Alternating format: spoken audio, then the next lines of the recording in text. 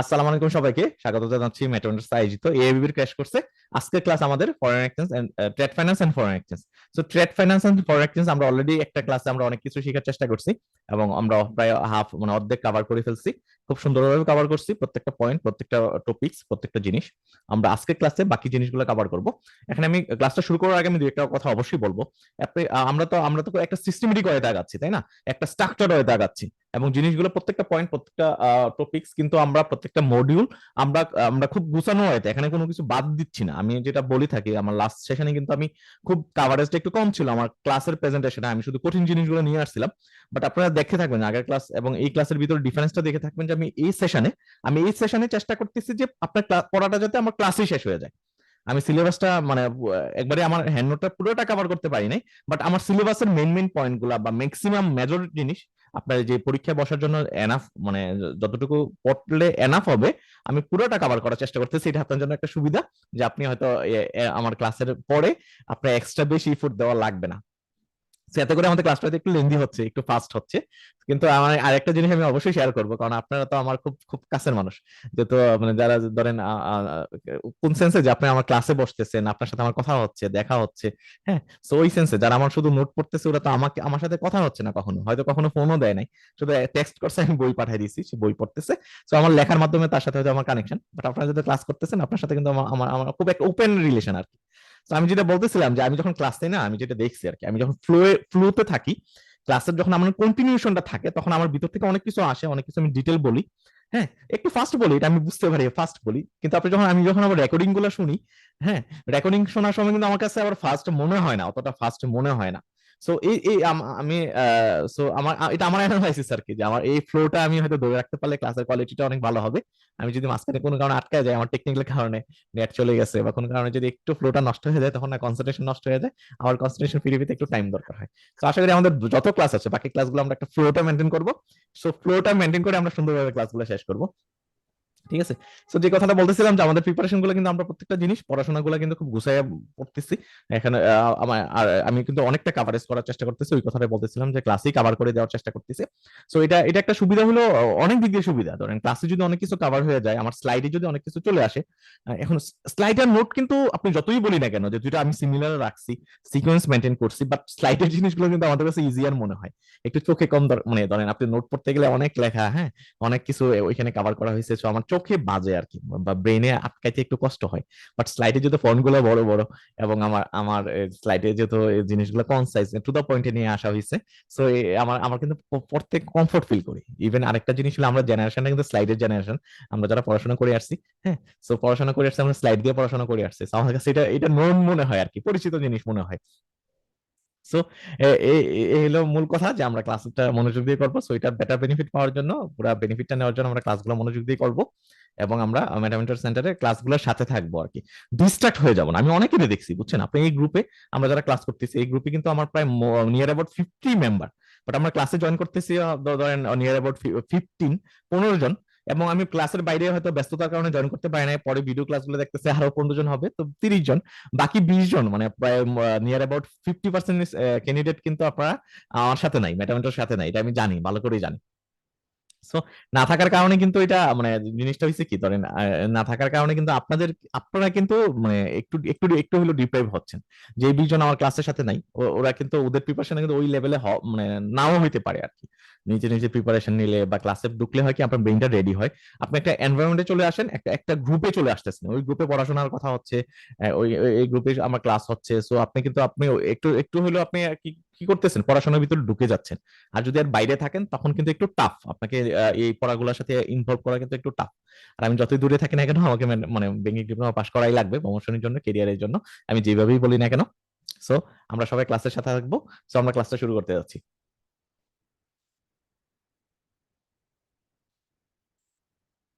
So আমাদের mathematics আয়োজিত আমাদের এবিবির ক্র্যাশ কোর্সের আজকে 6th ক্লাস। আমরা আজকে trade finance and foreign exchange এর আজকে সেকেন্ড ক্লাস। আমরা সেকেন্ড ক্লাসে বাকি চ্যাপ্টার গুলো আমরা খুব সুন্দরভাবে শেষ করব এবং আমরা পুরো সাবজেক্টটা খুব খুব সুন্দরভাবে শেষ করব, শুধু পরীক্ষার জন্য না, আমাদের রিয়েল লাইফের অ্যাপ্লিকেশনের জন্য, আমাদের ক্যারিয়ারের জন্য, আমার ভাইবার জন্য এবং আমার প্রমোশনাল পরীক্ষার জন্য।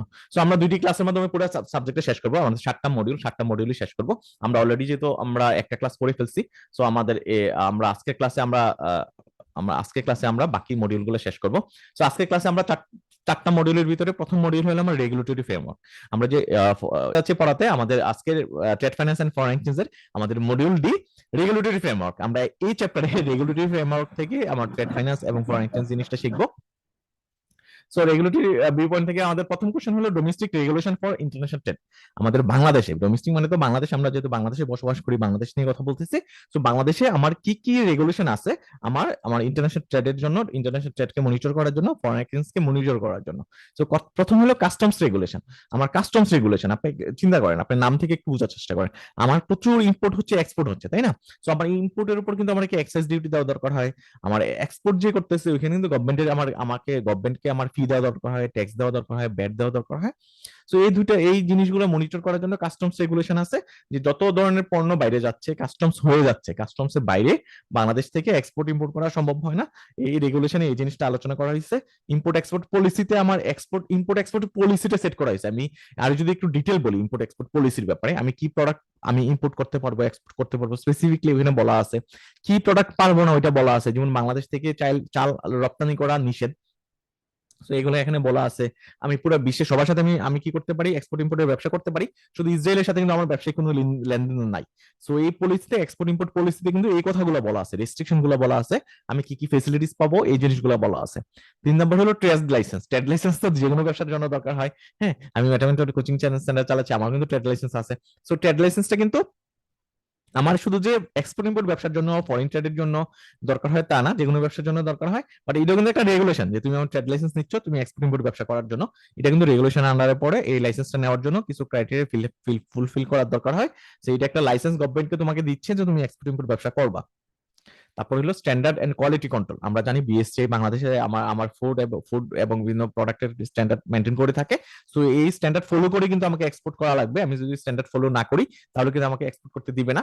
সো এটাও কিন্তু আমার রেগুলেট করে, ইন্টারন্যাশনাল ট্রেডকে রেগুলেট করে, এক্সপোর্ট ইম্পোর্টকে রেগুলেট করে থাকে।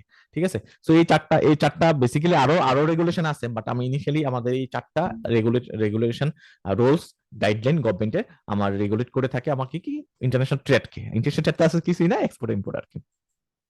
তো আমরা এখন চলে যাচ্ছি purpose of foreign exchange regulation act. আমরা স্পেসিফিকলি এখানে 4টার কথা বলছিলাম না। সো আমার এই 4টার কথা বলছিলাম না। সো আমার আমার আমার এখানে ফরেন এক্সচেঞ্জ রেগুলেশন অ্যাক্ট নামে আলাদা একটা সেপারেট অ্যাক্ট আছে, যেটা 1947 সালে বাংলাদেশে ইন্ট্রোডিউস করা হয়েছিল। এর পারপাসটা কি, এই রেগুলেশনের পারপাসটা কি? এই রেগুলেশনের পারপাস হলো 1 নম্বর হলো রেগুলেশন অফ ফরেন এক্সচেঞ্জ। এই রেগুলেশনের পারপাস হলো আমার ফরেন এক্সচেঞ্জ রেগুলেশন করা। ফরেন এক্সচেঞ্জ মানে কি, কারেন্সি রেগুলেশন করা। ঠিক আছে, ফরেন এক্সচেঞ্জ মানে কি, আমার কাছে টার্মটা খুব সহজ করে মনে রাখেন। ফরেন এক্সচেঞ্জ এর মূল কথা হলো কারেন্সি রেগুলেট করা। ঠিক আছে, আর কিছু না, কারেন্সি ট্রানজাকশন গুলো মনিটর করা। 2 নম্বর হলো কনজার্ভ ফরেন এক্সচেঞ্জ রিজার্ভ। আমার একটা দেশের আমার স্টেবিলিটির জন্য, হ্যাঁ, আমার প্রাইস, আমার টাকার ভ্যালুর স্টেবিলিটির জন্য, আমার ইনপুটকে এনশিওর করার জন্য, ইনপুটের ফ্লো রক্ষা করার জন্য আমার রিজার্ভটা কিন্তু খুবই গুরুত্বপূর্ণ জিনিস। এখানে এই জিনিসটা নিয়ে কথা বলা হয়েছে। প্রিভেনশন অফ ইভাশন, মানে আমার ট্যাক্স এবং ডিউটি যাতে ফাঁকি না দিতে পারে, ওই রেগুলেশন গুলো, এই রেগুলেশনের উদ্দেশ্য। এই রেগুলেশনের মাধ্যমে এই জিনিসগুলো এনশিওর করা হয়েছে যে আমি কেউ যাতে ট্যাক্স ফাঁকি দিতে না দিতে পারে, ডিউটি ফাঁকি দিতে না পারে। লিগেল ফ্রেমওয়ার্ক, আমার ফরেন এক্সচেঞ্জ রেগুলেশনের কারণে কিন্তু আমার একটা লিগেল ফ্রেমওয়ার্ক দাঁড়াইছে, যে ফ্রেমওয়ার্কের বলে কিন্তু আমার এক্সপোর্ট ইম্পোর্ট সম্পন্ন হচ্ছে। আচ্ছা, 5 নম্বর হলো এম্পাওয়ার্ড অথরিটিস। আমার এই অ্যাক্টের কারণে কিন্তু অনেক অথরিটিকে পাওয়ার দেওয়া হয়েছে। কিরকম পাওয়ার দেওয়া হয়েছে? আমি ফরেন এক্সচেঞ্জ রেগুলেশন অ্যাক্টের কারণে কিন্তু আমার কাস্টমসে যারা কাজ করে, তারপরে আমার কাস্টমার অ্যাক্সেস ডিউটিতে যারা কাজ করে, পোর্টে যারা কাজ করে, ওদেরকে কিন্তু অথরিটি দেওয়া হয়েছে যে তুমি যে কোনো পণ্য চাইলেই তুমি কি করতে পারবে না, যে তুমি পারমিশন দিবা না দেশের বাইরে নেওয়ার জন্য অথবা দেশের ভিতরে ঢুকানোর জন্য। ঠিক আছে। সো আমার এই জিনিসগুলো পাওয়ার দেওয়া হয়েছে। সো পারপাস, এই ফরেন এক্সচেঞ্জ রেগুলেশনের পারপাস এই 5টা, যে এই 5টা রেগুলেশন আমার এই রেগুলেশন কি করে এই 5টা পারপাস ফুলফিল করে থাকে। আমার এখন আসলে ডোমেস্টিকে তো আমরা অনেক কথা বলছি তাই না, ডোমেস্টিক নিয়ে আমি যদি একটু রিভিশন দিই, আমি ডোমেস্টিক কিন্তু আমি কি করছি যে ডোমেস্টিক কিন্তু আমার এই যে আমি ডোমেস্টিক কিন্তু কাস্টমস রেগুলেশন নিয়ে কথা বলছি, ইম্পোর্ট এক্সপোর্ট পলিসি নিয়ে কথা বলছি, trade licence, standard control and policy নিয়ে কথা বলছি, ফরেন এক্সচেঞ্জ রেগুলেশন অ্যাক্ট নিয়ে কথা বলছি, ঠিক আছে। সো ডোমেস্টিকলি এই রেগুলেশন গুলো বর্তমানে বাংলাদেশে বিরাজমান, এর বাইরেও দুই একটা আছে, আপনারা চাইলে দেখে নিতে পারেন। বাট পরীক্ষায় আসলে এই এই জিনিসগুলো লেখলে এনাফ, এর বাইরে না লেখলেও হবে। কিন্তু আপনি এটা তো দেখলেন ডোমেস্টিক্যালি, তো পুরো ওয়ার্ল্ড তো আসলে আমাদের দেশের রেগুলেশন নিয়ে চলে না। সো পুরো ওয়ার্ল্ডের সাথে যখন আমি বিজনেস করতে যাই, এক্সপোর্ট ইম্পোর্ট করতে যাই, তখন কিন্তু আমাকে পুরো ইন্টারন্যাশনাল স্ট্যান্ডার্ড, যেটা ইন্টারন্যাশনাল স্ট্যান্ডার্ড বডি যারা, ওদের যে রেগুলেশন গুলো, ওদের যে গাইডলাইন গুলো, ওদের যে ফর্মুলা গুলো, ওইটা আমাকে অবশ্যই ফলো করার দরকার হয়। আর তার কিন্তু কেউ আমার সাথে ব্যবসা করবে না, ঠিক আছে। তো ওই রেগুলেশন গুলো এখন কথা বলবো আমরা, ওই ওই জিনিসগুলো নিয়ে কথা বলবো। এখানে কি আছে, আমার ইউসিপি 600, এর নামটার সাথে সবাই পরিচিত। আমরা তো আমি যদিও সিডিসিএস দেই নাই, আমি এক্সিম ব্যাংকে ফরেন এক্সচেঞ্জে কাজ করছি 2 বছর। সো আমি 2 বছর না, ঠিক প্রায় 1 বছর থেকে 1.5 বছরের মতো। সো আমি যদিও সিডিসিএস দেই না, কিন্তু আমার ইচ্ছা আছে নেক্সট যদি ব্যাংকিং ডিপ্লোমার পরে সিডিসিএস কোর্সটা চালু করতে পারি কিনা। চালু করার জন্য তো আমার নিজেকে আগে ডিগ্রি নেওয়া লাগবে, সো হয়তো পরীক্ষা দিতে পারি। তো যেটা বলতেছিলাম যে ইউসিপি 600 এই নামটার সাথে সবাই পরিচিত। সো এই ইউসিপি 600 কে দিছে, আইসিসি দিছে, ইন্টারন্যাশনাল চেম্বার অফ কমার্স দিছে, যেটা একটা আমার ইন্টারন্যাশনাল ব্যবসাগুলোকে মনিটর করার জন্য একটা রেগুলেটরি বডি, এবং আমার ভলান্টারি বডিও বলা যায় বা রেগুলেটরি বডি। ওরা অনেক গাইডলাইন ইস্যু করছে আমার ইন্টারন্যাশনাল স্ট্যান্ডার্ডকে, আমার ইন্টারন্যাশনাল বিজনেস গুলাকে, আমার ফরেন ট্রেডটাকে রেগুলেশনের ভিতরে আনতে, একই স্ট্যান্ডার্ডে নিয়ে আসার জন্য, ঠিক আছে। সো ইউসিপি 600 হলো uniform custom and practice for documentary credit. আপনার কিন্তু রেগুলেশনটা অবশ্যই জানা লাগবে, আপনি শুধু ইউসিপি 600 লেখলেই হবে না। আপনি যদি আপনার পরীক্ষার খাতায় যদি শুধু ইউসিপি 600 না লিখে আপনি ব্র্যাকেটে লিখে দেন যে uniform customs and practice for documentary credit, তাহলে এক্সামিনার বুঝবে যে আপনি টার্মটার মিনিং জানেন, পুরো টার্মটার ইলাবোরেশন জানেন, ঠিক আছে।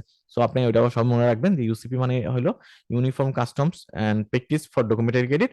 সো এটাও আমার কি করে ইন্টারন্যাশনাল ট্রেড গুলোকে মনিটর করে থাকে, ঠিক আছে। কিসের ক্ষেত্রে মনিটর করে থাকে, ডকুমেন্টারি ক্রেডিটের ক্ষেত্রে মনিটর করে থাকে, ঠিক আছে। এটা এই গাইডলাইনটা ইউসিবি 600 ফোকাস করে কি ডকুমেন্টারি ক্রেডিট নিয়ে কথা বলে, ডকুমেন্টারি ক্রেডিট নিয়ে কথা বলে। তারপর হলো আমার সেকেন্ড রেগুলেশন হলো ISBP, international standard banking practice. So এই টার্মটা মনে রাখা লাগবে আপনাকে, ইন্টারন্যাশনাল স্ট্যান্ডার্ড ব্যাংকিং প্র্যাকটিস। এটাও আমার আইসিসি প্রদান প্রদান করছে, হ্যাঁ, ইউসিপি 600 এর আন্ডারে, যেটা আমাকে কি করে ডকুমেন্ট স্ক্রুটিনি করতে হেল্প করে, আমার ডকুমেন্ট স্ক্রুটিনি করতে হেল্প করে। আপনি আপাতত শুধু নামগুলোই জানেন, এই কোশ্চেনে যখন আসে কি international regulation for letter of credit, এটা যদি আসে এইভাবে কোশ্চেন আসে, আপনি যদি নামটা দিয়ে একটু এটা ডিটেলস দিলে হবে। আপনি ওই গাইডলাইনের ভিতরে যাওয়া সম্ভব না, এটা কিন্তু অনেক মানে পেজের গাইডলাইন। সো আপনি এত ডিটেল যাওয়ার দরকার নেই, শুধু নামটা জানবেন, ওই ওই গাইডলাইনটা কি ডিটেল মনিটর করে থাকে, ওই জিনিসটা জানলেই হবে। 3 নম্বর হলো ইউসিপি, মানে ইলেকট্রনিক সাপ্লিমেন্ট টু ইউসিপি 600, এটা কিন্তু নতুন এডিশন ইউসিপি 600 এর।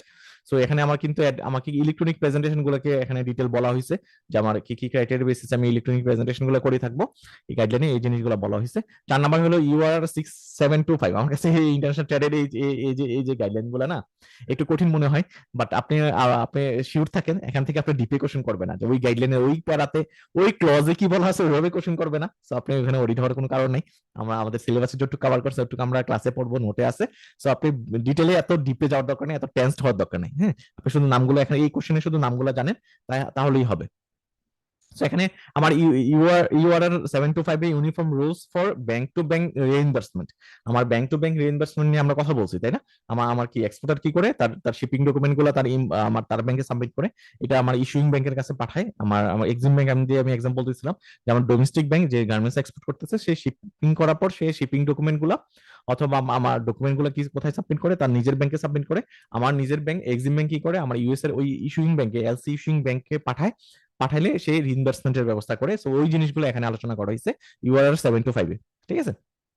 ব্যাংক টু ব্যাংক রিইম্বার্সমেন্টের জিনিসগুলো আলোচনা করা হয়েছে, যে আমার ডকুমেন্টের ডিসক্রিপেন্সি গুলো স্ক্রুটিনাইজ করা হয়, তারপর ডকুমেন্ট কতদিনের ভিতর প্লেস করার দরকার হয়, ঠিক আছে। আমার এলসিতে কি টার্ম ছিল, তারপর ডকুমেন্টেশনে কি টার্ম থাকবে, ইন ডিটেলে এই জিনিসগুলো এই রুলসে আলোচনা করা হয়। 5 নম্বর রুলস হলো আমার URDG, uniform rules for demand guarantee. আপনার এই নামগুলো অবশ্যই জানা লাগবে, unified rules for demand guarantee. মনে রাখা একটু টাফ হইতে পারে, বাট আপনি কয়েকবার যখন পড়বেন, একটু খাতায় যখন লিখবেন, দেখবেন আপনার ব্রেনে গেঁথে গেছে।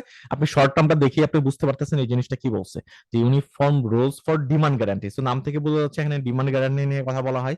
6 নম্বর হলো ইনকোটাম। ইনকোটামটা সহজ, ইনকোটাম পরীক্ষা আসবেই, মাস্ট। সো ইনকোটামের মূল কথা কিছুই নাই, ইনকোটাম হলো আমার কিছু টার্ম ইউজ করা হয়, শর্ট টার্ম ইউজ করা হয় সিম্পলিসিটির জন্য, এবং এটা সবাই ফলো করার দরকার হয়, ঠিক আছে। সবাইকেই ফলো করার দরকার হয়। আমার এলসির ভিতরে আমার কিছু টার্ম থাকে, যে টার্মগুলো কি করে কি ডিফাইন করে, এগুলো কিন্তু ডিটেল মানে আমার ইনকোটামে ইনকোটার্ম হলো 3 অক্ষরের একটা টার্ম থাকে, ওই টার্মটা কি মিনিং করতেছে ওইটা কিন্তু সবাই জানে, সবাইকে অ্যাকসেপ্ট করার দরকার হয়। হ্যাঁ, এটা আমার এক্সপোর্টারও অ্যাকসেপ্ট করে, ঠিক আছে, এটা টার্মের মিনিং হলো এটা, ইম্পোর্টার কিন্তু অ্যাকসেপ্ট করে থাকে। তো এই জিনিসগুলো এখানে ইনকোটার্মের কথা বলা হয়েছে, ইনকোটার্মে আলোচনা করা হয়েছে। তো এই 6টা ছিল আমার ইন্টারন্যাশনাল গাইডলাইন। এই গাইডলাইন গুলোর ফলেই কিন্তু আমার কি হচ্ছে, পুরো বিশ্বে আমার এক্সপোর্ট ইম্পোর্ট সম্পন্ন হচ্ছে। সো আমরা 6টা গাইডলাইন ব্যাপারে ডিটেল জানবো না, বাট আমাদের একটা পরবর্তীতে আমরা এই জিনিসগুলো আবার রিপিটেশন হবে, বারে বারে আসবে।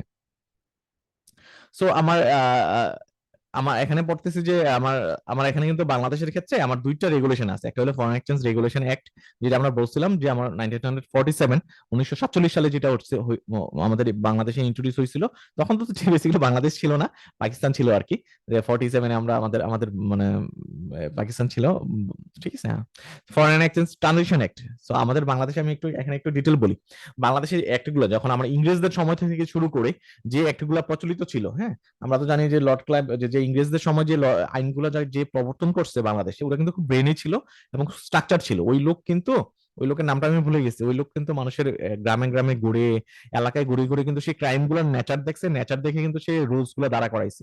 যে রুলস এর বলে কিন্তু আমার এই যে বর্তমানে কিন্তু বিচার ব্যবস্থা চলতেছে, যে ক্রাইম করলো, কেউ খুন করলো, কেউ মারামারি করলো, হ্যাঁ, টাকা আত্মসাৎ করলো, তো তার পানিশমেন্ট কিরকম হবে, আমার জাজমেন্টটা কিরকম হবে, ওইগুলো কিন্তু ওই তখন যে ইংরেজরা দিয়ে গেছিল ওইটা কিন্তু আমরা ফলো করতেছি। শুধু বাংলাদেশ ফলো করতেছে না, পুরো ভারত উপমহাদেশ ফলো করতেছে ওই রুলস গুলা, ঠিক আছে।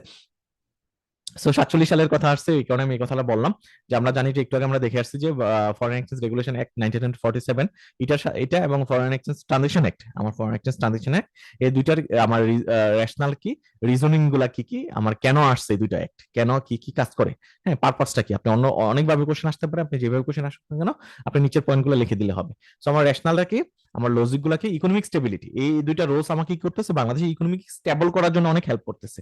আমার রুলস যদি না থাকতো, আমি যেভাবে ইচ্ছা যেভাবে ব্যবসা করতাম, এক্সপোর্ট ইম্পোর্ট করতাম, আমার ইকোনমি কিন্তু স্টেবল হইতো না, আমার ইকোনমি স্টেবল হইতো না। রুলস থাকার পরেই তো আমার স্টেবল হচ্ছে না, আমার অনেক ফর্জারি হচ্ছে, আমি আমি ডলার বাইরে পাচার করে দিচ্ছি, ঠিক আছে। আর যদি রুলস না থাকতো তাহলে তো পুরো ম্যাসাকার হয়ে যেত, হ্যাঁ। সো আমার এটাতে কিন্তু ইকোনমিক স্টেবিলিটি এনশিওর করতেছে, ফরেন এক্সচেঞ্জ রিজার্ভকে আমার এনশিওর করতেছে। আমি চাইলে কি করতে পারি না, আন্ডার ইনভয়েসিং করতে পারি না, ওভার ইনভয়েসিং করতে পারি না। 2 নম্বর হলো ট্রেড কন্ট্রোল, এটা কিন্তু আমাকে এক্সপোর্ট ইম্পোর্টকে কন্ট্রোল করতেছে। এই দুইটা অ্যাক্ট, আমি কি এক্সপোর্ট করতে পারবো কি পারবো না, কি ইম্পোর্ট করতে পারবো কি পারবো না, ওইগুলো আমাকে গাইডলাইন দিচ্ছে এই এই এই দুইটা আইন। তারপর আমার ন্যাশনাল ইন্টারেস্ট প্রোটেকশন, আমার যে বাংলাদেশের ইন্টারেস্ট কিন্তু প্রোটেক্ট দিচ্ছে। আমার যদি আজকে চাল আমদানি করার সুযোগ দেওয়া হয়, চালের দাম কিন্তু দাপ করে পড়ে যাবে 50 টাকায়। তো 50 টাকা যদি পড়ে যায়, তখন কিন্তু কৃষক যারা আছে ওরা কিন্তু ওরা কিন্তু দরিদ্র থেকে আরো অনেক বেশি দরিদ্র হয়ে যাবে। এতে কি হবে, আমার কিন্তু কৃষকরা মোটিভেশন পাবে না চাল আমদানি মানে প্রডিউস করতে। তো প্রডিউস করতে যদি 1 বছর 2 বছর যদি মোটিভেশন না পায়, আমার জমিগুলো কিন্তু কাল্টিভেটেশন হবে না, রোপণ হবে না, সো জমিগুলো অনাবাদি হয়ে যাবে। আপনি আমি আমি জানি না আপনারা এখানে সবাই কৃষিকার সাথে জড়িত ছিলেন কিনা। আমি কিন্তু গ্রামে বড় হয়েছি, আমি এসএসসি পর্যন্ত আমার মানে গ্রামের বাড়িতেই ছিলাম। তারপর হয়তো কলেজে থাকতে হয়তো আমি কলেজে হোস্টেলে থেকে পড়াশোনা করছি কুমিল্লাতে, তারপর তো ঢাকা ইউনিভার্সিটি আসছি। বাট আমি কিন্তু কৃষি কাজের সাথে আমি জিনিসগুলো আমি জানি আর কি। টিল নাও আমি 2 মাস অন্তর অন্তর বাড়িতে যাই, দেখি। তো একবার যদি একটা জমি, যে প্রসঙ্গে বলতেছিলাম যে একবার যদি একটা জমি অনাবাদি হয়ে যায়, আপনি ওইটাকে আবার আবাদি করতে 2 থেকে 3 বছর দরকার হয়, ঠিক আছে। সো যেটা বলতেছিলাম যে আমার ন্যাশনাল ইন্টারেস্ট প্রোটেকশন, তো আমি চাল যদি আমদানি করার সুযোগ দিই, তাহলে কি হবে, কৃষকরা ডিমোটিভেটেড হবে, তার জমিগুলো চাষ করবে না, জমিগুলো পরিত্যক্ত অবস্থায় পড়ে যাবে। তো ওই জমিতে আবার চাষাবাদ ধরেন কোনো কারণে আমি কি করলাম, যে কোনো কারণে হয়তো ইন্ডিয়া চাল রপ্তানি বন্ধ করে দিল, বা ওদের ন্যাচারাল ক্যালামিটির কারণে, ওদের ডিমান্ডের কারণে আমি চাল পাচ্ছি না কোথাও, তখন কিন্তু আমি বিপদে পড়ে যাব, আমি চাইলেই কিন্তু ইনস্ট্যান্টলি চাল চাল প্রডিউস করতে পারবো না, চাল রোপণ করতে মানে ধান রোপণ করতে পারবো না। তখন আমার জন্য কি হবে, আমার ন্যাশনাল ইন্টারেস্ট কিন্তু প্রোটেকশন হইলো না এর মাধ্যমে, ঠিক আছে। তো এই দুইটা রেগুলেশন কিন্তু আমাকে এগুলো প্রোটেকশন দিচ্ছে। কার্বিং ইভাশন, আমার আমার ইলিগাল অ্যাক্টিভিটি যেগুলো আছে, মানি লন্ডারিং যেগুলো আছে, ট্যাক্স ইভাশন যেগুলো আছে, ট্যাক্স ফাঁকি দেওয়া, এই গাইডলাইনের ফলে কিন্তু আমি এগুলো দিতে পারি না। 5 নম্বর হলো ট্রান্সপারেন্সি, আমার ফরেন এক্সচেঞ্জ ট্রানজাকশনের যে ট্রান্সপারেন্সি, এটা আমার এনশিওর করা কিন্তু খুবই দরকার আমার ইকোনমিক স্টেবিলিটির জন্য। এই দুইটা আইন আছে বলে আমি পারতেছি, আদারওয়াইজ আমার জন্য টাফ হইতো, একটা গভর্নমেন্টের জন্য টাফ হইতো। হ্যাঁ, গভর্নমেন্ট কিসের বলে চলে দেখেন, আপনি চিন্তা করেন তো, গভর্নমেন্ট কিন্তু রেগুলেশনের বলেই চলে। তার কাছে রেগুলেশন আছে, আইন আছে, আইনের ভিতর আপনাকে ফেলে দেয়, আপনি আইনের ভয় পেয়ে কিন্তু আপনি খারাপ কাজগুলো করেন না। হ্যাঁ, আইনের ভায়োলেশন আছে, আমরা হয়তো আমাদের মাসেল পাওয়ার ইউজ করে আমি ভায়োলেট করি, কিন্তু আপনি দেখে থাকবেন কেউ যদি আইনের ভায়োলেশন করে 10 বছর পরে হোক 20 বছর পরে হোক, তাকে কিন্তু আইনের আওতায় আসা দরকার হয়, তাই না? আমি ধরেন আমি যদি শুরু থেকে বলি, ধরেন যতগুলো হত্যাকাণ্ড হচ্ছে, বঙ্গবন্ধু হত্যাকাণ্ড, ঠিক আছে, আরো যে হত্যাকাণ্ড হয়েছে, এগুলোর বিচার কিন্তু এখনো চলমান, এখনো কিন্তু ওরা পলায় বেড়ানো লাগে, ঠিক আছে। আমরা পিকে হালদার বাংলাদেশের টাকা আপনার ব্যাংক ফটফরচারি করে সে বাইরে চলে গেছে, তাকে কিন্তু এখনো মামলায় লড়তে হয়, ঠিক আছে, তাকে কিন্তু ইন্ডিয়াতে কিন্তু ওরে আটকানো আটকানো হয়েছে। সো আপনি খারাপ কাজ করে অন্যায় করে যে আপনি পার পেয়ে যাবেন, এটা কিন্তু না। তো এটা কেন, কিভাবে পারে গভর্নমেন্ট এটাকে, মানে আপনাকে 10 বছর পরে 20 বছর পরে আইনের আওতায় আনতে? কারণ তার ল আছে, আইন আছে। আইন না থাকলে কিন্তু গভর্নমেন্ট কখনো পারতো না আপনার সাথে, ব্যক্তির সাথে, ফ্রড ফরজারির সাথে।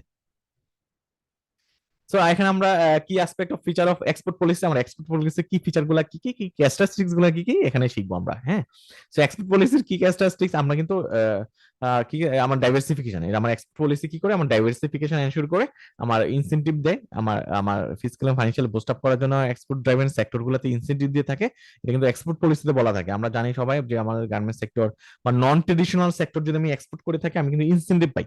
হ্যাঁ, আমরা, আপনারা যারা ব্যাংকে চাকরি করেন আপনারা জানবেন যে প্রচুর রেগুলারই অডিট চলে। আমি এক্সিম ব্যাংকে গুলশান ব্রাঞ্চে ছিলাম, তো আমাদের এই ইনসেনটিভ দেওয়ার জন্য, গভর্নমেন্টের ইনসেনটিভ দেওয়ার জন্য কিন্তু রেগুলার অডিট চলতেছে। অডিটের জন্য রিপোর্ট সাবমিট করে আমার ইনসেনটিভ কিন্তু যারা এক্সপোর্ট করতেছে ওরা পায়। আপনি বিশ্বাস করবেন না, অনেক ব্যবসায়ী আছে কি শুধু ইনসেনটিভের জন্য সে লাভ করে না, এক্সপোর্ট ইম্পোর্ট মানে এক্সপোর্ট করে দেশ থেকে রপ্তানি করে সে লাভ করে না, ওইখানে তার লাভের দরকার হয় না। বাট গভর্নমেন্টের যে ইনসেনটিভ পায়, ওই ইনসেনটিভ থেকে তার মানে সে মনে করে যে এটাই আমার লাভ, ওই ইনসেনটিভের কারণে কিন্তু সে এক্সপোর্ট করে। হ্যাঁ, সে হয়তো এক্সপোর্ট করে বেশি মার্জিন বেশি পায় না, বাট যে সে জানে যে ইনসেনটিভ পাবে, ওই কারণে সে এক্সপোর্ট করে থাকে। স্পেশাল জোন, আমার আমার এক্সপোর্ট পলিসিতে কিন্তু স্পেশাল জোনের কথা বলা আছে, যে আমার ইকোনমিক স্পেশাল জোন যেগুলো, ওগুলোর কথা বলা আছে। আমরা জানি সবাই যে বাংলাদেশে কিন্তু অনেকগুলো ইপিজেড হয়েছে, তাই না? সো এটা কিন্তু আমার এক্সপোর্টে অনেক হেল্প করতেছে। ভ্যালু এডিশন, আমার এখানে কিন্তু ভ্যালু এডিশনের উপর আমার গভর্নমেন্ট ইনসেন্টিভ দেওয়া হয়। ভ্যালু এডিশনের মূল কথা হলো যে আমি আমি কি পুরাটাই কি বাইরে থেকে আমদানি করে ওটা, ধরেন গার্মেন্টস এর যদি ভ্যালু এডিশনের মূল কথা আমি যদি রিয়েল লাইফের একটা এক্সাম্পল দিই, আমি যে গার্মেন্টস প্রডিউস করতেছি, আমি যে কাপড় চোপড় প্রডিউস করতেছি, কাপড় চোপড়ের ফেব্রিক্সটা বাইরে থেকে আসে, বুতামটা বাইরে থেকে আসে, 70% বাইরে থেকে আসে। আমি শুধু যে বানাচ্ছি তার ভ্যালু এডিশন হচ্ছে আমার 30%। ধরেন আমি 100 টাকার শার্ট যদি বানাই, 70 টাকা আমার ব্যাক টু ব্যাক এলসি গুলো ইম্পোর্ট করার দরকার হয়, আর 30% হলো আমার লেবার ইউজ করে আমি এটা সেলাই করি। সো এই যে আমার ভ্যালু এডিশন বানানোর জন্য মোটিভেট করা হয় এই পলিসির মাধ্যমে। ক্যাপাসিটি বিল্ডিং, আমার আমার এই পলিসির মাধ্যমে, এক্সপোর্ট পলিসির মাধ্যমে কিন্তু আমি ক্যাপাসিটি বিল্ডিং করতেছি। যারা একটা ইন্ডাস্ট্রি আছে তাকে বলতেছে তুমি দুইটা ইন্ডাস্ট্রি করো। আমি ইপিজেড বাড়াচ্ছি, ইপিজেড বাড়াইলে ওখানে অনেক ইন্ডাস্ট্রি গড়ে উঠতেছে। সো আমার ক্যাপাসিটি বিল্ড আপ হচ্ছে। 6 নম্বর হলো মার্কেট অ্যাক্সেস, আমি কিন্তু নতুন নতুন মার্কেটে আমি অ্যাক্সেস নিতে পারতেছি। হ্যাঁ, so negotiate for better global market position for Bangladeshi goods.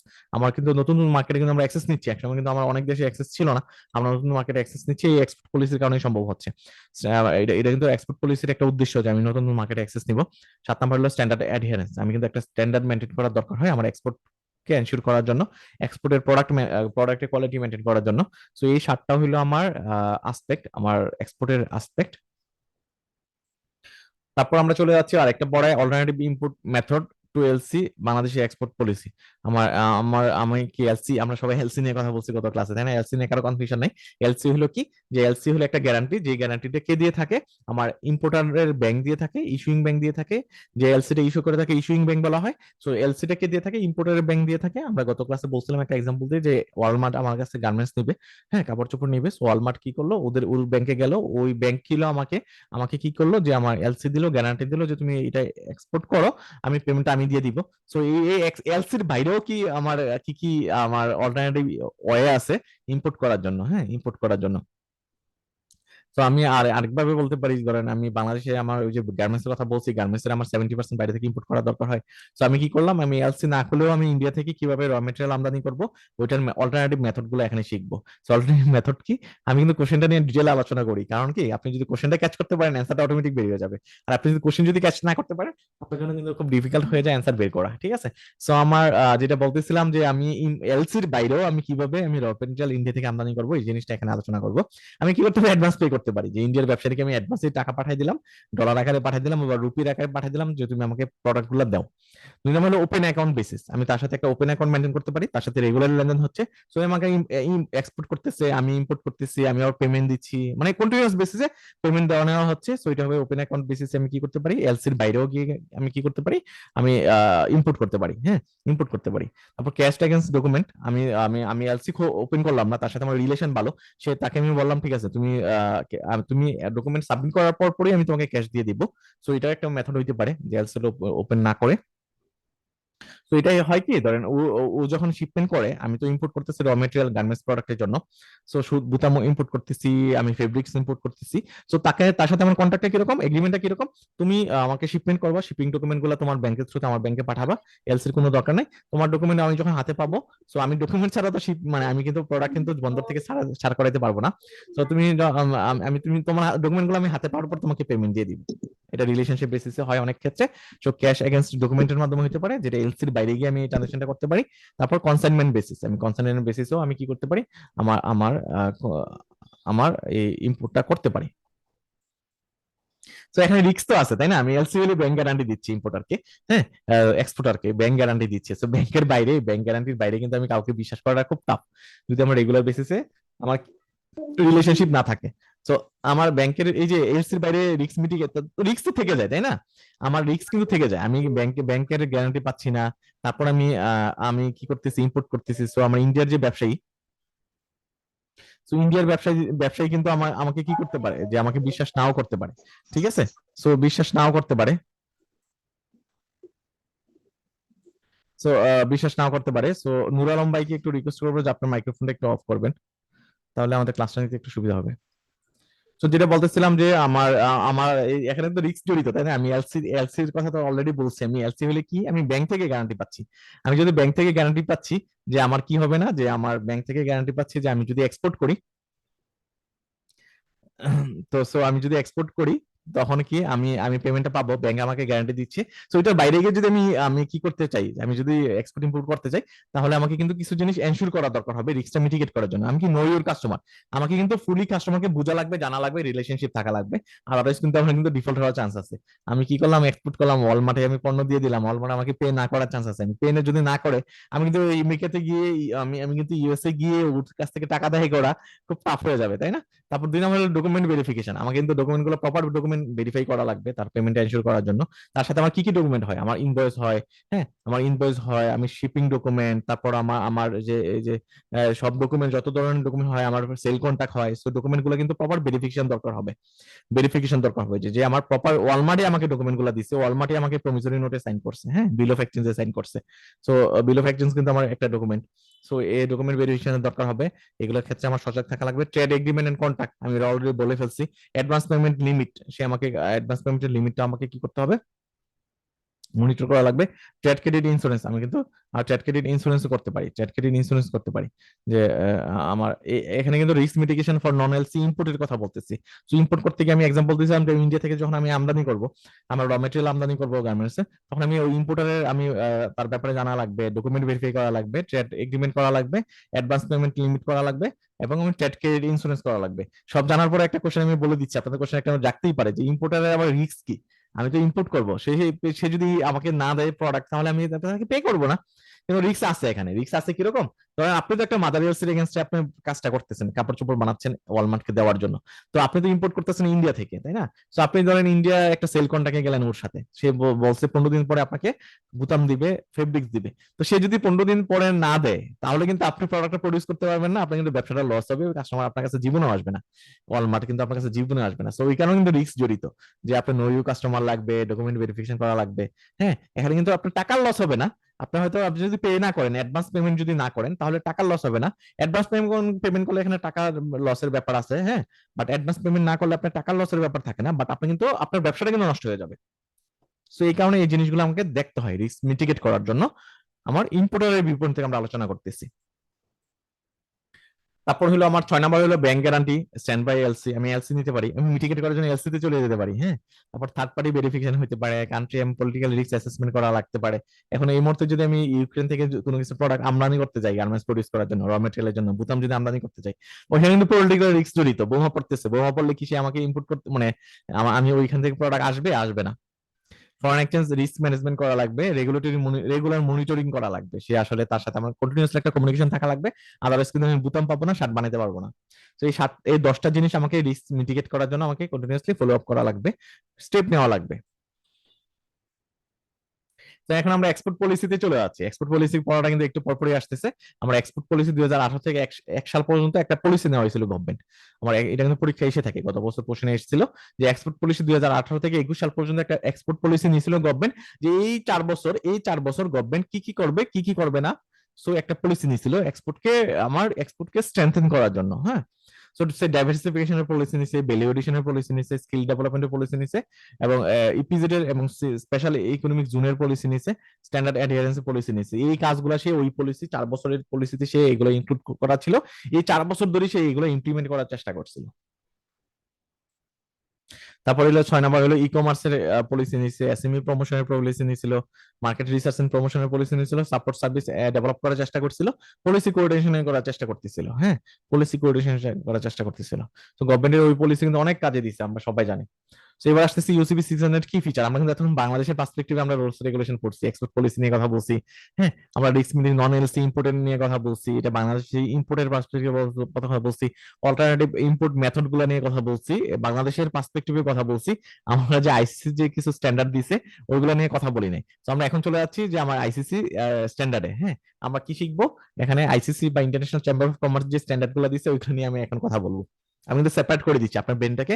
ব্রেনের ভিতরে ধরেন এই পাশে বাংলাদেশের পলিসি গুলো আছে, এই পাশে আমার আপনার ইন্টারন্যাশনাল পলিসি গুলো আছে।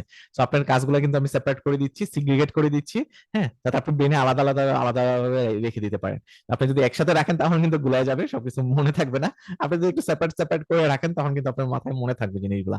তো এখন চলে যাচ্ছে ইউসিপি 600 কি ফিচার, আসলে ফিচার গুলা কি কি, ফিচারের অল্টারনেটিভ কি, মানে সিনোনিম কি, ক্যারেক্টারিস্টিক্স, ফিচার। হ্যাঁ, আমার ক্রাইটেরিয়া। যেভাবে আসুক না কেন, আসলে মূল কথা হলো ইউসিপি 600 আসলে কি কভার করছে, কি জিনিস আমার কভার করছে, এগুলো এই জিনিসটা এখানে দেখবো। এখন হলো স্ট্যান্ডার্ডাইজেশন। এটা পুরো বিশ্বে যত এক্সপোর্ট ইম্পোর্ট হবে একটা স্ট্যান্ডার্ড ফরম্যাটে নিয়ে আসছে, যে সব দেশ, সব এক্সপোর্টার ইম্পোর্টার একটা স্ট্যান্ডার্ড রুল ফলো করবে এলসি ওপেন করার ক্ষেত্রে, ইন্টারন্যাশনাল ট্রেডের ক্ষেত্রে। সো এটা একটা কিন্তু একটা ভালো কাজ হয়েছে আসলে, আইসিসি একটা এক্সেলেন্ট কাজ করছে। দুই নম্বর ডকুমেন্ট নেচার। আমার এখানে তো কি কি ডকুমেন্ট, একটা ইন্টারন্যাশনাল ট্রেডে কি কি ডকুমেন্টের থাকবে এইগুলো ডিফাইন করে দিচ্ছে। আমার এখানে বিল অফ এক্সচেঞ্জ থাকবে, এখানে আমার শিপিং ডকুমেন্ট থাকবে, ইনভয়েস থাকবে। সো এগুলোই তো ডকুমেন্ট, তাই না? আমরা যে ডকুমেন্ট বারে বারে বলতেছি ইন্টারন্যাশনাল ট্রেডে ডকুমেন্ট ডকুমেন্ট ডকুমেন্ট। ইন্টারন্যাশনাল ট্রেডের ডকুমেন্ট কি, শুরুতে হলো ইনভয়েস। আমি কিন্তু প্রসেসটা আমি আজকে রিপিট করতেছি না, আমি গতকাল কিন্তু বলছিলাম যে আমার ইন্টারন্যাশনাল ট্রেডে কি হয়, আমার পারফরম্যান্স ইনভয়েস দেয়, তারপর ইনভয়েস আসে, তারপর সেল কন্ট্রাক্ট আসে। তারপর আমার কি হয়, আমি যখন প্রোডাক্টটা প্রডিউস করতে যাবো, তাকে বলবো যে না আমি তোমাকে বিশ্বাস করি না, তুমি এলসি দাও। তো এলসি একটা ডকুমেন্ট হতে পারে, শিপিং ডকুমেন্ট হতে পারে, হ্যাঁ, ইন্স্যুরেন্স ডকুমেন্ট হতে পারে, তারপর ওয়াইট লিস্ট হতে পারে। তো এগুলো কিন্তু আমার ইন্টারন্যাশনাল ট্রেডে আমার export imported document. So documentary nature গুলো কিন্তু সেট করে দিছে আমার ইউসিপি 600।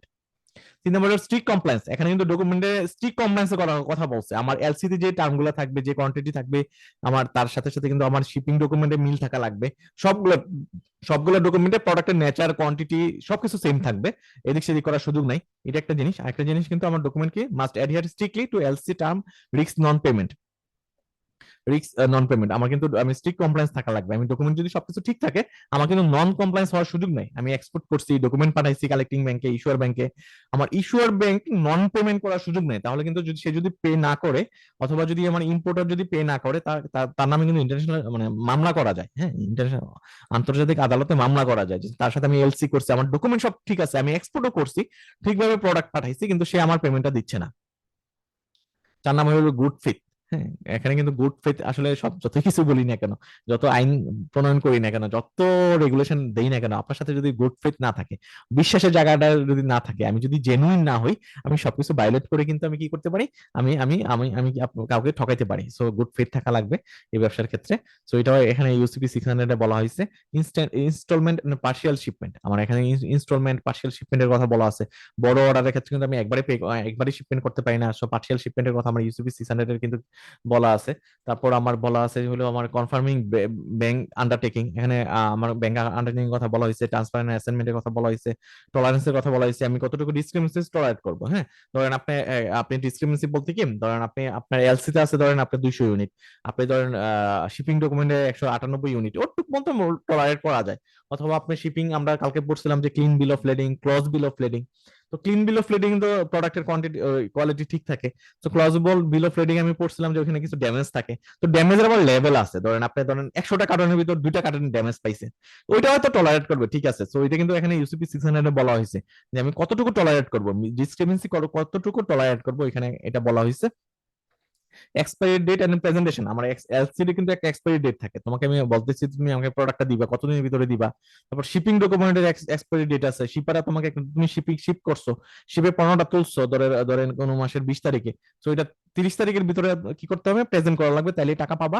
ওই যদি দেরিতে প্রেজেন্ট করো, দেরিতে প্রেজেন্ট করার মিনিংটা কি, আমি কিন্তু একটু ডিটেলে যাচ্ছি, একটু দেখেন। আমি আরেকটু ভিতর থেকে যাচ্ছি, যে এক্সপায়ারিং ডেট প্রেজেন্টেশনে যাচ্ছি। ধরেন আপনি এক্সপোর্টার, আপনি শিপমেন্ট করছেন, হ্যাঁ, শিপমেন্ট করার পরে আপনি এখানে দুইটা জিনিস হইতে পারে, আপনি শিপমেন্ট দেরিতে করছেন, এটা একটা জিনিস হইতে পারে। সো শিপমেন্ট দেরিতে করলে কিন্তু ইম্পোর্টের জন্য সমস্যা, সে একটা টার্গেট নিচ্ছে শীতে, সে শীতের কাপড় সেল করবে, যদি শিপমেন্ট আপনি দেরিতে করেন তার জন্য ব্যবসা লস হবে, এটা একটা জিনিস, এটা একটা মানে এক্সপায়ার হয়ে যায়, এলসিডি ডেটা এক্সপায়ার হয়ে যেতে পারে দেরিতে শিপমেন্ট করার কারণে, এটা একটা জিনিস। আরেকটা জিনিস, প্রেজেন্টেশনে কিন্তু আমি দেরিতে করতে পারি। আমি শিপমেন্ট করছি 20 তারিখে, আমি প্রেজেন্ট করার কথা ছিল 25 তারিখের ভিতরে, 5 দিনের ভিতরে, আমি যদি প্রেজেন্ট করি আরো 20 দিন পরে, তো প্রেজেন্ট করা দেরিতে করা মানে কি, একটু কনসিকুয়েন্স বুঝেন তো। আমি যদি প্রেজেন্ট ডকুমেন্টটা দেরিতে করি, তো ইস্যুইং যে ইম্পোর্টার, সে কিন্তু বুঝবেও না যে সে কি আমি প্রোডাক্টটা কি শিপমেন্ট করছি কিনা, বুঝবে? সে তো ডকুমেন্ট দেখে বুঝে, শিপিং ডকুমেন্ট দেখে বুঝে, হ্যাঁ শিপে প্রোডাক্টটা উঠছে, এতদিন পরে আমার বন্দরে আসবে, আমি এই ডকুমেন্ট পেমেন্ট করে ডকুমেন্ট রিলিজ করবো, রিলিজ করে ওই ডকুমেন্ট আমি বন্দরে নিয়ে যাবো, বলবো যে এই আমার ডকুমেন্ট, তুমি আমাকে পণ্য ছাড় করাইতে দাও। ঠিক আছে, সো এটাও কিন্তু হতে পারে যে আমার প্রেজেন্টেশনে আমি দেরিতে করতে পারি। তারপর এডিশনাল প্রভিশন, আমি কিন্তু এডিশনাল প্রভিশনও কিন্তু আমার এখানে মানে আরো অন্য কোনো প্রভিশন যদি থাকে আমার কন্ট্রাক্টের ক্ষেত্রে, এলসি টার্মস এন্ড কন্ডিশনের ক্ষেত্রে, এই জিনিসগুলো আমার ইউসিপি 600 কভার করছে। ঠিক আছে, এই ফিচার গুলো আমার ইউসিপি 600 এ দেখা যায়। তো এখানে কিন্তু শর্টেজ নেই, এখানে কিন্তু ওরা অনেক স্কলার, ইন্টারন্যাশনাল বিজনেসে অনেক স্কলার যারা ইউসিপি 600টা রচনা করছে, সো ওরা কিন্তু কোনো কিছু বাদ দেয় নাই, সবকিছু কভার করার চেষ্টা করছে। সো এই ছিল ইউসিবি 600 কি ফিচার ক্যারেক্টারিস্টিক্স নিয়ে কথাবার্তা। আমরা এখন চলে যাচ্ছি, আমি কিন্তু ভিতরে যাচ্ছি না, আপনাকে শুধু কোশ্চেনটা দেখাচ্ছি জাস্ট বোঝার জন্য, যে দ্য পারপাস অফ আইএসবিপি। দেখি কয়জনের মনে আছে আইএসবিপি মানে কি। আইএসবিপি হলো ইন্টারন্যাশনাল স্ট্যান্ডার্ড ফর আমার international standard for banking practice, আমার international standard for banking practice, এটার পারপাসটা কি, international standard for banking practice. এখানে এক্সপোর্ট ইম্পোর্টের কথা বলা হয় নাই, আমি কিন্তু আপনাকে সিগ্রিগেট করে দিচ্ছি। এখানে কিন্তু ইন্টারন্যাশনাল স্ট্যান্ডার্ড ফর ব্যাংকিং প্র্যাকটিসের কথা বলা হয়েছে, ব্যাংক কি প্র্যাকটিস ফলো করে থাকে আমার ইন্টারন্যাশনাল বিজনেসের ক্ষেত্রে, এক্সপোর্ট ইম্পোর্টের ক্ষেত্রে। এখানে কিন্তু আমার ইম্পোর্টারের কথা বলা হয়নি, এক্সপোর্টারের কথা বলা হয়নি। সো আমার এখানে কি করা হয়েছে, ইউসিপি ক্লিয়ারিফিকেশন দেওয়া হয়েছে, এখানে guideline on applying UCP for documentary credit. এখানে কিন্তু আমি যদি ব্যাংকের কথা বলছি, ব্যাংক আমার এক্সপোর্ট ইম্পোর্টের সাথে কিভাবে জড়িত, আমার গ্যারান্টির সাথে জড়িত, ফাইন্যান্সের সাথে জড়িত, তাই না? সেই গ্যারান্টি দিচ্ছে, এলসি ওপেন করতেছে, অথবা সে কি করতেছে, যে এক্সপোর্টার তাকে বিভিন্নভাবে ফাইন্যান্স করতেছে, লোন দিচ্ছে। হ্যাঁ, তো এখানে এই ইউসিপি ক্লিয়ারিফিকেশন দেওয়া হয়েছে এখানে। তারপর ইউনিফর্মিটির কথা বলা হয়েছে, যে আমার লোনের টাইপ গুলো কিরকম হবে, কোন ডকুমেন্টের এগেইনস্টে আমি লোন দিব, তো এই জিনিসগুলো বলা হয়েছে। রিডিউসিং ডিসক্রিপেন্সির কথা বলা হয়েছে, অ্যাড্রেসিং কমন ইস্যুর কথা বলা হয়েছে। হ্যাঁ, তো পারপাস, এই ইস্যুগুলো পারপাস সার্ভ করে থাকে আর কি, যে বলা হয়েছে মানে হলো এই কারণেই করা হয়েছে কি, আইএসবিপি টা এই কারণে ইন্ট্রোডিউস করা হয়েছে। হ্যাঁ, এডিশনাল কমন ইস্যু যাতে সলভ করা যায়, এডুকেশনাল রোল পে করা যায়, ফিলিং গ্যাপ পে করা যায়, বুস্টিং কনফিডেন্স, আমার এক্সপোর্ট ইম্পোর্টের ভিতরে যাতে কনফিডেন্স বুস্ট আপ করা যায়, ওই কারণে কিন্তু আমার আইএসবিপি টা ইন্ট্রোডিউস হয়েছে আমার ইন্ডাস্ট্রিতে। হুম, তো এই পারপাস গুলো সার্ভ করে থাকে আমার আইএসবিপি, যেগুলো ব্যাংকের সাথে রিলেটেড। আমি শুরুতে ব্রডার সেন্সে বলে দিছি, ব্যাংকের সাথে রিলেটেড কোনটা, আমার গ্যারান্টি আর হলো আমার ক্রেডিট। সো আমার ক্রেডিট এবং গ্যারান্টির সাথে কিন্তু আমার এক্সপোর্ট ইম্পোর্টারও আবার জড়িত। এবার সে ইনকোডাম, ইনকোডাম আসলে কঠিন কিছু না, আমার শুরু থেকে apparently আমার কাছে মনে হয়েছিল যে ইনকোডাম গুলো কঠিন, বাট আমরা যদি লজিক্যালি চিন্তা করি এবং কিছু টেকনিক অ্যাপ্লাই করি, তাহলে দেখবেন যে ইনকোডামটা সহজ হয়ে গেছে। আপনি 3টা অক্ষর দেখে বুঝতে পারবেন এটা কি বলছে। আমি ওই জিনিসটা এখানে শিখাবো আপনাকে, খুব সহজে, খুব সহজ টেকনিক শিখাবো যেগুলো আপনি আগে জানতেন না। সো ডেফিনিশনটা কি ইনকোডামের? ইনকোডাম টার্ম হলো একটা স্ট্যান্ডার্ড টার্ম, যে টার্মটা আপনি পুরো ইন্টারন্যাশনাল ট্রেডে এলসি তে ইউজ হয় বা ইন্টারন্যাশনাল ট্রেডের ক্ষেত্রে ইউজ হয়, এবং ওই টার্মটা কিন্তু ওয়াইল্ডলি অ্যাকসেপ্টেড, পুরো ওয়ার্ল্ড অ্যাকসেপ্ট করে, ঠিক আছে, অ্যাকসেপ্ট করে থাকে ওই টার্মটা। এটা ইম্পর্টেন্স কেন ফরেনটারে? ক্লিয়ারিটি এবং কনসিস্টেন্সির জন্য। হ্যাঁ, আমার আমার আমার আমার ক্লিয়ারিটি, এটাকে একটা ক্লিয়ার একটা মেসেজ দিচ্ছে, এবং কনসিস্টেন্সি মেনটেন করার জন্য এটা ইউজ করা হয়, রিস্ক ম্যানেজমেন্টের জন্য ইউজ হয়। তুমি আমার এলসি তে এই টার্মটা বলা ছিল, সো এই টার্মে তুমি অন্য মিনিং দিলে হবে না। হ্যাঁ, তুমি যদি না জানো এটা তোমার ব্যাপার, কিন্তু এই টার্মটা যেহেতু এলসি তে ছিল, এই টার্মের মিনিং হলো এটা স্পেসিফিকলি বলা আছে। সো তুমি এটা কিন্তু রিস্ক ম্যানেজ করে। হ্যাঁ, কেউ ভায়োলেট করতে পারে না, কেউ না জানলেও সে কি করতে পারে না, মিসগাইড করতে পারে না। কস্ট অ্যালোকেশন, এখানে কিন্তু কস্ট অ্যালোকেশনের ইস্যু থাকে। ফেসিলিটেড ট্রেড, এই ইনকোটামের কারণে কিন্তু ট্রেড ফেসিলিটি হয়েছে। ইনকোটাম কি বড় টার্মটাকে ছোট করতেছে। সো বড় টার্মটা যদি থাকতো তাহলে কিন্তু এত পেজে পেজে লেখা লাগতো, অনেক বেশি পেজ লেখা লাগতো এলসিতে বা বিভিন্ন কন্ট্যাক্ট গুলাতে। সো ইনকোটাম থাকার কারণে আমি ছোট্ট একটা 3 অক্ষরের একটা লিখে কিন্তু অনেক কিছু মিনিং করতেছি। সো এটা কিন্তু আমাকে সহজ করে দিচ্ছে ইন্টারন্যাশনাল ট্রেডকে। হ্যাঁ, অনেক সহজ করে দিচ্ছে ইন্টারন্যাশনাল ট্রেডকে। সো টাইপ অফ ইনকোটাম, আমরা ইনকোটামের ভিতরে ঢুকে যাচ্ছি, যে আমি ইনকোটামের ভিতরে ঢুকে যাচ্ছি যে টাইপ অফ ইনকোটাম গুলো কত টাইপের হয়, কি কি হয়, আসলে ইনকোটাম জিনিসটা কি। একবার আমি আমি সরাসরি আমি আমি আমি ফিল্ডে চলে যাচ্ছি। ইএক্স ডাব্লিউ, ইএক্স ডাব্লিউ মানে এক্স ওয়ার্ক, আর এফসিএ মানে ফ্রি ক্যারিয়ার। এখানে এই দুইটা নাম আসলে যারা আগে শুনেন নাই, ওদের কাছে খুব নতুন মনে হচ্ছে আর অদ্ভুত মনে হতে পারে, নতুন মনে হতে পারে, কিন্তু আমি আপনার সহজ করে দিচ্ছি। এক্স ওয়ার্কের মূল কথা কিছুই না। এক্স ওয়ার্ক মানে হলো, এক্স ওয়ার্ক মানে হলো, আপনি আপনি আপনি ডিটেলে পড়ার দরকার নেই, আপনি লাইন টু লাইন পড়ার দরকার নেই, শুধু আমার কথাটা শোনেন, একটু মনোযোগ দিয়ে আমার কথাটা শোনেন। এক্স ওয়ার্ক মানে হলো, এক্সপোর্টার কি হবে, এক্সপোর্টার ধরেন বাংলাদেশে গার্মেন্টস যে এক্সপোর্ট করতেছে, সে এক্স ওয়ার্ক, সে এইটা প্রোডাক্টটা বানানোর পরে তার কোনো কাজ নাই। এক্স ওয়ার্ক হলো এক্স ওয়ার্ক। তার এক্স ওয়ার্ক মানে আহ, আমরা এক্স এক্স বলি না, এক্স গার্লফ্রেন্ড বা এক্স ওয়াইফ। সো এক্স মানে কি, যেটা বিগত হয়ে গেছে। সো সে এক্স ওয়ার্ক মানে যে কাজ করার পর তার কোনো বিগত হয়ে গেছে, ওইটা নিয়ে তার কোনো বর্ডার নাই। আমি আমি আমি শার্ট বানাইছি, শার্ট বানানোর পরে কি, আমার শার্ট বানানোর পরে আমার দায়িত্ব শেষ। এক্স ওয়ার্ক হইলো, আমি আমার ওয়ার্ক মানে হলো আমি বানাই, আমার কাজ হলো আমি এক্সপোর্টার, আমি কি করি, শার্ট বানাই। সো বানানোর পর আমার কোনো দায়িত্ব নাই, আমার আমার গোডাউন থেকে, আমার ইন্ডাস্ট্রি থেকে, আমার ম্যানুফ্যাকচারিং প্ল্যান্ট থেকে এই কাপড়টা নেওয়ার দায়িত্ব ইম্পোর্টারের, আমার কোনো কাজ নাই। ঠিক আছে, ক্লিয়ার? সো এক্স ওয়ার্ক আমরা টেকনিক্যালি পড়ে ফেলছি, আমার এটা মুখস্থ করার কোনো দরকার নাই। যেমন seller responsibility in at their premises or a named place, buyer bear all cost and risk. আমি আমি কি করতেছি, আমার সেলারের রেসপন্সিবিলিটি শেষ, তার তার দরজার ভিতরেই শেষ, সে বানানোর পরে তার দায়িত্ব শেষ, তার আর কোনো দায়িত্ব থাকে না। বাকি কাজ ইম্পোর্টার করে, ইম্পোর্টারের লোক দিয়ে এটা বন্দরে নেওয়ায়, বন্দর থেকে সে কি করে, শিপমেন্ট করে কি করে হয়তো তার দেশে নিয়ে যায়। সো এখানে হয়তো তার এজেন্ট থাকে বা ওইটা ওর হেডেক, আমার ইস্যু না। সো এক্স ওয়ার্কিং ইনকোটামের মূল কথা হলো, আমি কাজ করার পরে, আমি শার্টটা বানানোর পরে আমার দায়িত্ব শেষ। এফসি হলো ফ্রি ক্যারিয়ার, ফ্রি ক্যারিয়ার আর এক্স ওয়ার্ক সেম জিনিস, দুটা সেম মিনিং। ফ্রি ক্যারিয়ার আমি আমার ফ্রি, যে এক্সপোর্টারের জন্য ফ্রি, আমরা এখানে এক্সপোর্টারের ভিউ পয়েন্ট থেকে পড়তেছি। ক্যারিয়ার সে ফ্রি, আমি আসলে আমি বানানোর পর আমার দায়িত্ব শেষ, আমি ফ্রিলি, ক্যারিয়ার আমার দায়িত্ব নাই, আমি এটা এই পণ্যটা কিভাবে বন্দরে যাবে, কিভাবে আমার ইম্পোর্টারের দেশে যাবে, ওইটা ফ্রি, আমার জন্য ফ্রি, ওই দায়িত্ব আমি নাই। এবার মনে রাখেন। 2 নম্বর হলো সিপিটি, ক্যারিজ পেড টু, এবং CIP carriage and insurance paid to. তো আমরা তো সবসময় এক্সপোর্টারের বিপণিতে পড়তেছি, গার্মেন্টস ব্যবসায়ীর বিপণিতে পড়তেছি, আপনার সহজ করে দেওয়ার জন্য। সো ক্যারিজ পেড টু নাম দিয়ে কি মনে হচ্ছে, ক্যারিজ পেড টু, আমি কি করতেছি, পেড টু মানে আমি পে করতেছি, তাই না? ক্যারিজ পেড টু মানে আমি ক্যারিজ পে করতেছি, মানে শিপিং এর যে খরচটা ওটা আমি পে করতেছি, এক্সপোর্টার পে করতেছে। যেহেতু আমি শুরুতে বলছি এক্সপোর্টার বিপণিতে পড়তেছি, সো ক্যারিজ পেড টু মূল কথা হলো আমি শিপিং এর যে খরচ, শিপিং এর খরচ আমি পে করতেছি, এবং শিপিং এর খরচ যদি পে করতেছি, শিপিং অথরিটি পর্যন্ত, বন্দর পর্যন্ত, শিপের কাছাকাছি নেওয়া পর্যন্ত কিন্তু আমি কি করতেছি, আমি খরচটা বিয়ার করতেছি, আমার দায়িত্ব নিয়ে দিচ্ছি। ঠিক আছে, আর সেভ হলো ক্যারিজ ইন্স্যুরেন্স পেড টু, এটা আরো সহজ হয়ে গেছে তাইলে, যে আমি ক্যারিজও দিচ্ছি, শিপিং খরচও দিচ্ছি, তাহলে আমি ইন্স্যুরেন্সের কষ্ট বিয়ার করতেছি। তো আমরা একটু ডিটেল দেখেন, আমার কথাটা ডিটেলে বলছে। Seller pay for carriage, seller কি করে, ক্যারিজ করার জন্য সে পে করে থাকে with carriage insurance paid including insurance. আমার সিআইপি তে কি হয়, ওইখানে ইন্স্যুরেন্সটা অ্যাড হয়েছে, ইন্স্যুরেন্সটা পে করে থাকে। রিস্ক ট্রান্সফার আপন handling good to the career, আমি যখন আমি কি করলাম, শিপে তুলে দিলাম, খরচও দিয়ে দিলাম, ভাই আমি নৌকা বাসায় দিছি, তোমার নৌকা খরচ দিয়ে আমি বাসায় দিছি, সো নৌকা বাসায় দেওয়া পর্যন্ত আমার কাজ, তারপরে আমার কোনো দায়িত্ব নাই, আমার রিস্ক নাই। আমি আমি ওই শিপিং ডকুমেন্ট নিয়ে আমি তোমার কাছে সাবমিট করবো, তুমি আমাকে টাকা দিয়ে দিবা, ডলার দিয়ে দিবা, আমার এরপরে আমার কোনো দায়িত্ব নাই। তো আপনি এভাবে মনে রাখেন, হ্যাঁ। এতদিন আপনার কাছে জিনিসগুলো খুবই কঠিন মনে হয়েছে, আপনি যদি এভাবে লজিক্যালি চিন্তা করেন তাহলে খুব সহজ মনে হবে। তারপর হলো ডিএটি, ডেলিভার্ড এট টার্মিনাল। এটা তো আরো সহজ, আপনি অলরেডি বুঝে গেছে আমি কোন ব্যাচে পড়াচ্ছি, তাই না? ম্যাথামেটিক্স আপনাদের জিনিসগুলো খুবই সহজ করে দিয়েছে, আমিও বিশ্বাস করি, কারণ আমিও তো পড়াশোনা করছি, আমিও তো এগুলো নিয়ে কাজ করি। আমি শিওর যে আমি আমি আমি পুরোপুরি পারি নাই, বাট অনেকটা পারছি আপনাদের কাজগুলো সহজ করে দিতে। তো যেটা বলতেছিলাম যে জিনিসটা সহজ, ডেলিভারি এট টার্মিনাল, এটা আপনারাই বলেন ডেলিভারি এট টার্মিনাল মানে কি। আমি এক্সপোর্টারের বিবরণ থেকে পড়তেছি, আমি এক্সপোর্টারের গার্মেন্টস ব্যবসায়ীর বিবরণ থেকে পড়তেছি। তো এই জিনিসটা আপনারাই বলবেন যে ডেলিভারি এট টার্মিনালের মানে কি। সো ডেলিভারি এট টার্মিনাল, আপনারা এই ব্রেনটা একটু স্টর্মিং করেন, আপনার জাস্ট সুযোগ দিচ্ছি চিন্তা করার জন্য, আমি অ্যান্সারটা আমি দিয়ে দিচ্ছি। সো ডেলিভারি এট টার্মিনালের মূল্য হলো আমি আমি টার্মিনাল পর্যন্ত নিব, বন্দর পর্যন্ত নেওয়ার দায়িত্ব আমার। আমি কি করলাম, আমি আমি গাজীপুরে হয়তো আমার গার্মেন্টসটা আমি ওইখানে প্রডিউস করলাম, করে করে আমি কি করলাম, আমি হয়তো এই যে বড় বড় লরি করে, হ্যাঁ, ইম্পোর্টের জন্য কিন্তু বড় বড় ট্রাকে করে কি কি যায়, কন্টেনার যায়। So আমি কন্টেনার করে আমি টার্মিনাল, আমি বন্দর পর্যন্ত নিলাম, টার্মিনাল পর্যন্ত নিলাম। টার্মিনালে দেওয়ার পর আমার দায়িত্ব শেষ ভাই, আমি আর জানি না, বাকিটা তোমার ইম্পোর্টারের দায়িত্ব। তারপর ডিএপি হলো ডেলিভারি এট প্লেস, ডেলিভার্ড এট প্লেস। সো ডেলিভার্ড এট প্লেস হলো seller responsibility extend the name destination with the. So delivery at place মানে হলো আমি ওই সেম কথা, মানে আমি টার্মিনাল পর্যন্ত নিলাম। এবং ডেলিভার ডিউটি পেড, আমি এখানে কি করতে পারি, ডেলিভার ডিউটি পেড বলতেছে সে ডিউটিও পে করে দেয়।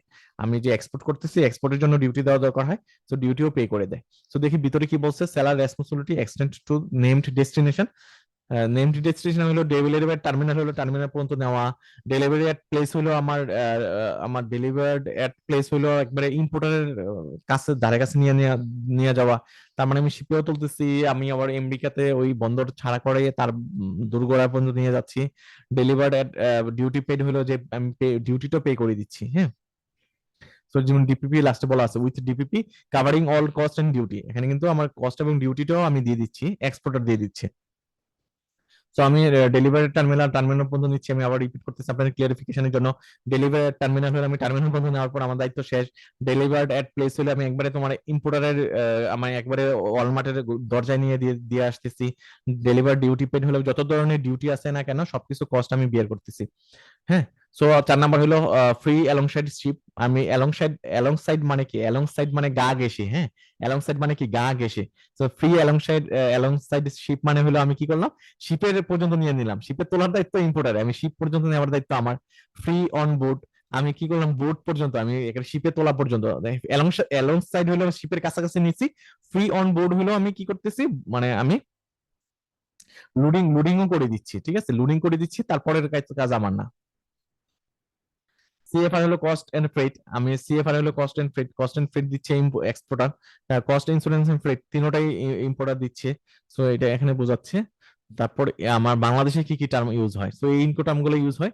সো এর বাইরে আমার জানা মতে নাই। সো আপনারা যদি এর বাইরেও আপনার শিক্ষার ইন্টারেস্ট থাকে, আপনারা অবশ্যই একটু দেখে নেবেন যে এর বাইরে কোনো ইনকো টার্ম আছে কিনা।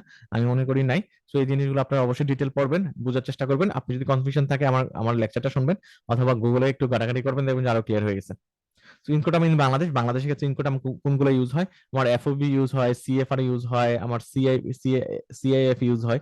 এই ইনকোটাম গুলো ফ্রিকোয়েন্টলি ইউজ হয়, সিএনএফ ইউজ হয়, এবং আদার আদার কিছু এক্সো ওয়ার্ক, হ্যাঁ, ফ্রি ক্যারিয়ার, সিআইপি, এই জিনিসগুলো ইউজ হয়। তো মোটামুটি সবগুলোই ইউজ হয় বলা যায় আর কি। তো তাও আমরা এই কোশ্চেনটা ডিফারেন্টলি আসতে পারে যে বাংলাদেশের ক্ষেত্রে কোন কোন ইনকোটাম গুলো ইউজ হয়, আপনি এটা অবশ্যই শিখবেন। তারপর আমরা আসি ফ্রি অন বোর্ড, সিএফআর এর, সিএফআর টার্মস এর ডিফারেন্স দুইটা কি। তো এই জিনিসগুলো আমরা অলরেডি পড়ে আসছি। ফ্রি অন বোর্ড হলো আমি আমি কি করতেছি, আমি বোর্ড বোর্ড করতেছি, মানে শিপে তোলা পর্যন্ত আমার দায়িত্ব। তো ডেলিভার, আমার সেলার কি করতেছে, deliver good on board the vessel, যে ভেসেলে তোলা পর্যন্ত সেই দায়িত্ব পালন করতেছে, specific port and clear good for export, রিক্স আনটিল গুড আর লোডেড। আমি লোড করার পর দায়িত্ব আমার শেষ, এখানে বলাই আছে ফ্রি অন বোর্ড, আমি আমি বোর্ড পর্যন্ত নিয়ে যাব, হ্যাঁ। বায়ারের কাজ কি, choose ship and pay for freight. আমি ফ্রেট এখানে ফ্রি অন বোর্ডে কিন্তু আমি ফ্রিলি, আমি কিন্তু এখানে ফ্রি বলতেছে, এখানে বোর্ডের চার্জ কিন্তু আমি দিচ্ছি না, এটা বায়ার দিচ্ছে, পে বাই ফ্রেট, এবং কোন শিপে আসবে ওটা কিন্তু বায়ার সেট সেট করে দিচ্ছে। রিক্স স্টার্ট পোস্ট লোডিং, আমার লোড করার পর আমার রিক্সটা স্টার্ট হয়, তারপর যদি লোড করার পর আগুনে পড়ে যায় তখন কিন্তু এটা সেলারের দায়িত্বে থাকে না, বায়ারের দায়িত্বে থাকে। এবং risk start post loading, manage import clearance, এবং ইম্পোর্ট তার যে ওয়ালমার্টের যে ইম্পোর্টটা ওইটা ইউএস এর বন্দরে কিভাবে ক্লিয়ার হবে এটা কিন্তু আমার সেলার জানে না, এটা বায়ারের দায়িত্ব। সো জিনিসগুলো কিন্তু সহজ হয়ে হয়ে গেছে, আমি মনে করি সহজ হয়ে গেছে অনেক, খুব খুব সুন্দরভাবে আমি প্রেজেন্ট করছি, খুব শর্টলি প্রেজেন্ট করছি। এটা কিন্তু কনফিউজিং, আপনি যত সোর্সই পড়বেন না কেন আপনাকে এত কনফিউজ করে এত জটিল করে বলা হয়েছে যেগুলো আপনাকে মাথা বাড়ি করে দেয়। বাট আমরা মেটামেন্টের চেষ্টা করছি আমরা জিনিসগুলো খুবই সহজ করে প্রেজেন্ট করতে। তো আমরা এটার সাথে আমরা কার সাথে কম্পেয়ার করবো, কস্ট এন্ড ফ্রেটের সাথে কম্পেয়ার করবো। কস্ট এন্ড ফ্রেট বলাই তো আছে, এটা কে বিয়ার করবে, সেলার বিয়ার করবে। হ্যাঁ, seller provide good and pay for freight to destination. হ্যাঁ, risk until good pass ship rail at departure, clear good for export. Buyer কি রিস্ক বের করে, risk start from post shipment rail. তারপর আমার handle import duty and clearance, এগুলো আমার কি buyer বিয়ার করে থাকে। ঠিক আছে, সো এই ফার্স্ট এবং সিএফ এর সেম, আমার এই জিনিসগুলো আমি জানি। হ্যাঁ, সো আমার এই জিনিসগুলো আমরা অলরেডি পড়ে আসছি, আমি আর ডিটেলে গেলাম না। Preparing Bangladesh for open account trade shift, যে আমার বাংলাদেশকে আমি যদি ওপেন অ্যাকাউন্টে চলে যাই, এখানে আরেকটা জিনিস বলি আমি, এইটা পড়ানোর আগে আপনাকে আগে কোশ্চেনটা বুঝাই। আমরা বাংলাদেশ কি, বাংলাদেশ কিন্তু আমার রিজার্ভ কমে গেছে, আমি ইম্পোর্ট পেমেন্ট করতে পারতেছি না। হ্যাঁ, সো আমি অনেক কিছু করতে পারতেছি না, সো করতে পারতেছি না কারণ কি, আমার আমার ফরেন কারেন্সি রিজার্ভ কমে গেছে। হ্যাঁ, আমি এলসি ডলার পাচ্ছি না মার্কেটে খুঁজে এলসি ওপেন করার জন্য।